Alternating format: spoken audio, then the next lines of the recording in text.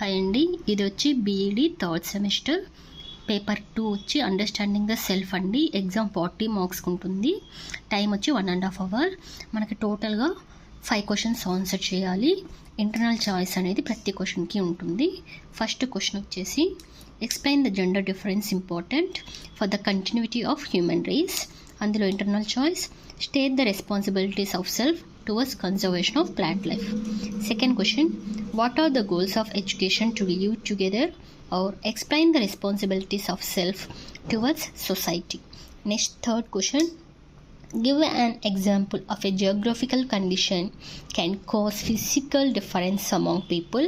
And second is, what is meant by self-critical awareness in relation to one's abilities. And the next question, fourth question, explain the causes for positive and negative relations among people based on social identities.